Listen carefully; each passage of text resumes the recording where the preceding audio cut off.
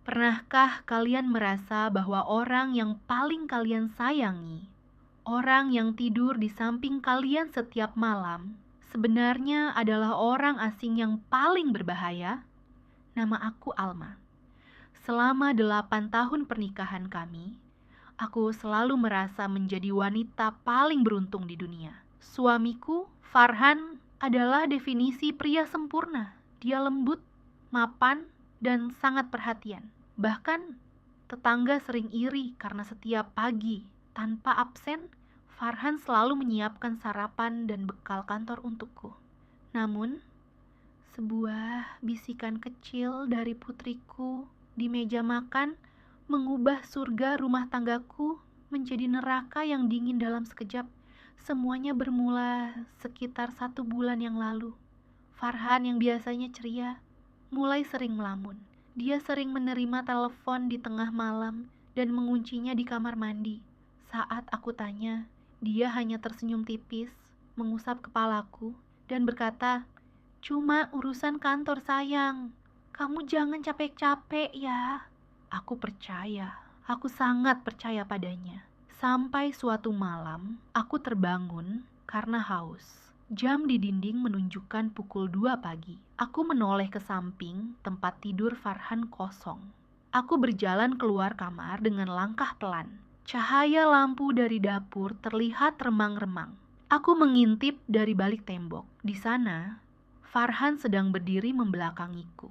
Dia sedang menyiapkan kotak bekalku untuk besok pagi. Tapi ada yang aneh, gerakannya sangat terburu-buru. Aku melihatnya merogoh saku celananya, mengeluarkan sebuah botol kecil, dan menaburkan serbuk putih ke dalam sayur yang dia masak. Wajahnya, ya Tuhan, wajahnya tidak tersenyum seperti biasanya. Wajahnya terlihat tegang, berkeringat, dan matanya terus melirik ke arah tangga.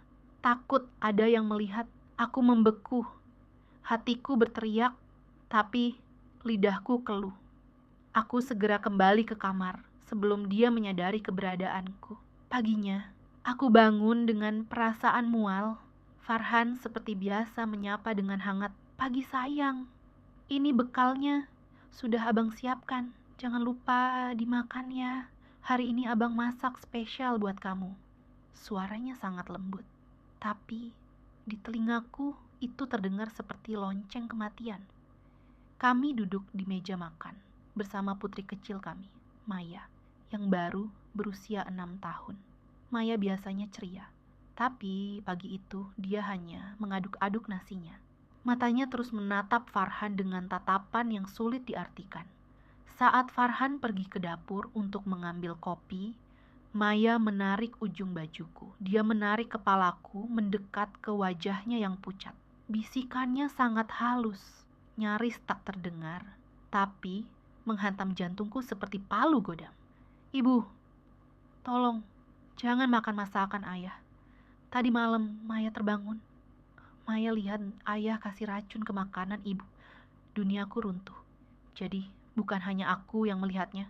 Anakku yang masih kecil ini juga menyaksikan kekejian ayahnya sendiri."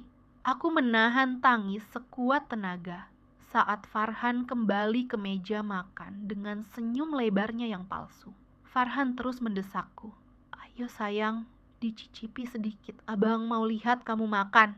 Tanganku gemetar memegang sendok. Aku menatap makanan itu, lalu menatap Farhan. "Abang, kenapa abang sayang banget sama aku?"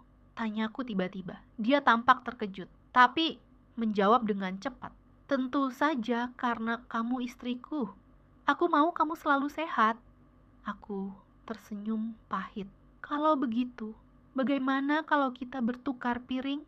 Aku ingin abang yang merasakan masakan spesial ini." Wajah Farhan berubah seketika. Senyumnya hilang. Dia terdiam, matanya menatap piring di depanku dengan ketakutan yang nyata. "Eh, jangan sayang, itu porsi kamu. Abang sudah kenyang," katanya terbata-bata. "Kenapa, Bang? Apa ada sesuatu di dalamnya yang abang takuti?" Tanyaku dengan nada yang mulai meninggi. Farhan mulai emosi. Dia menggebrak meja. "Apa maksud kamu, Alma? Aku sudah capek-capek masak. Kamu malah menuduhku yang tidak-tidak." Saat itulah, aku mengeluarkan sebuah amplop yang aku temukan di bawah jok mobilnya pagi tadi saat dia mandi. Amplop berisi polis asuransi jiwa atas namaku sebesar 5 miliar rupiah dengan Farhan sebagai penerima manfaat tunggal. Dan di bawahnya ada tumpukan surat tagihan hutang judi online yang jumlahnya hampir menyentuh angka yang sama. Farhan terduduk lemas. Dia tidak menyangka kebohongannya terbongkar begitu cepat. Dia mulai menangis, memohon ampun, mengatakan bahwa dia melakukan ini karena terdesak hutang dan diancam orang jahat. Tapi bagiku, tidak ada alasan yang bisa membenarkan seorang suami yang tega meracuni istrinya demi uang. Aku sudah menelepon polisi sebelum kami duduk di meja makan tadi. Saat sirine polisi terdengar di depan rumah, Farhan mencoba kabur melalui pintu belakang, tapi dia sudah terkepung. Kini, Farhan harus mendekam di penjara seumur hidup. Rumah yang dulu terasa seperti surga, kini menyisakan kenangan pahit. Tapi aku bersyukur Tuhan masih melindungiku melalui bisikan kecil putriku. Maya adalah pahlawan